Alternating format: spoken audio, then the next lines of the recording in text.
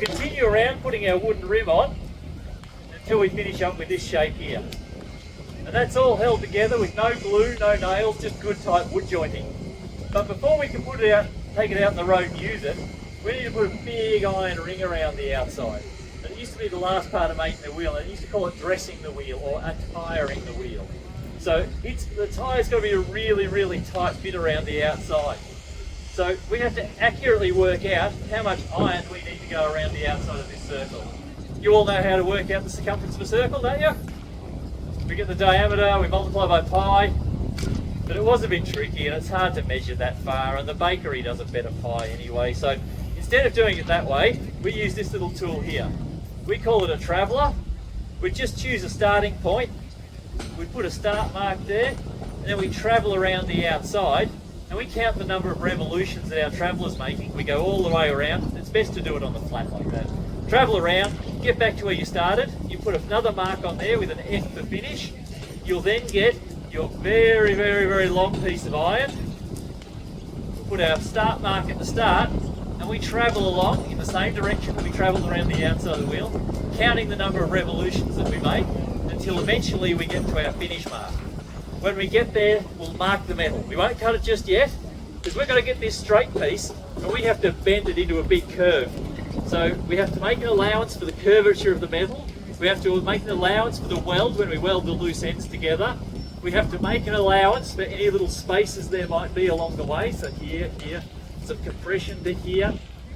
And there also is a little wheelwright secret where we take off a bit extra, but we're not allowed to talk about that too much. So we do our calculations. We'll mark the metal, we cut it, we roll it into a ring using rollers like this. So we'll just put that straight piece in, we'll wind the metal through. We go back and forth until we get the two loose ends together. We'll take them to the blacksmith, we'll weld them together, then we'll have this iron ring that won't actually fit. It'll be too small to get on because we took off all those little bits along the way. And that's a problem, but it is by design. To make it fit, what we do is we heat the iron up. And when you heat iron, it expands. And we're heating it hopefully to around 500 degrees Celsius or a bit above. And we're just testing. He's got a very special device here for testing the temperature. You can see he's got the special stick, and he's just rubbing it along the outside. And if it feels really greasy and slippery, we know that we're at about the right temperature. How we're looking? 24 seconds to go. Righto. So whilst he's doing that, we've got this down. This is bolted down. This plate here with the hole in the centre is called our tyring plate. The wheel's got a dish to it. So the spokes are actually subtly like that. So we've just got this bolt here so that as the tyre shrinks and goes on, we don't want it to go like that. We just want those to go in and lock in nice and tight. So we've got some water here, hopefully as soon as it's on. And it's easy to do in your workshop. It's not so easy out in the open. So anyway, we'll see how we go, everyone. Just remember who set it up. Oh yeah. We didn't make this. The fella who couldn't come, who's back in Ballarat, he did this part, so it doesn't fit. They were a little bit nervous about this. Right.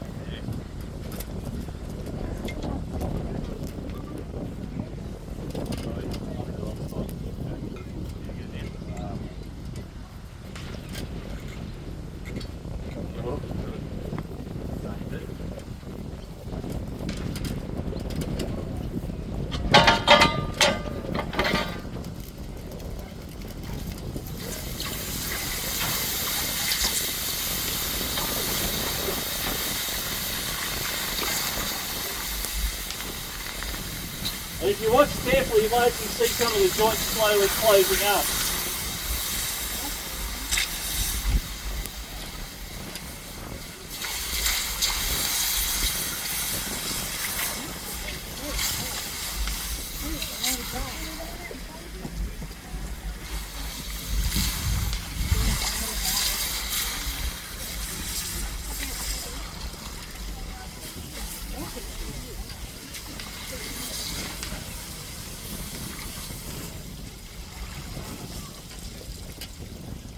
So when you're doing bigger wheels like this, we'd actually have this plate is actually inlaid into a pit, and we'd actually have these full of water, and we'd tip them in and we'd actually flood the whole pit with water.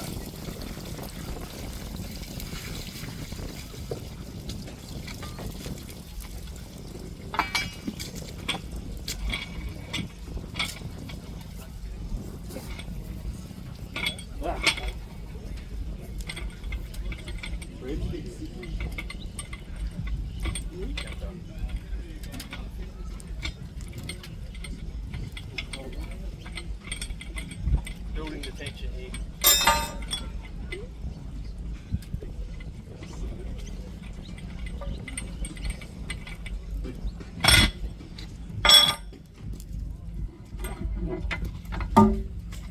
Now he gives it a tap. That sounds solid, so that's a good solid wheel. So if you get a wheel and you pick it up and drop it and it sounds solid, it sounds like a drum, then you've got a good tight iron tyre, all your spokes are sitting down, everything's nice and tight.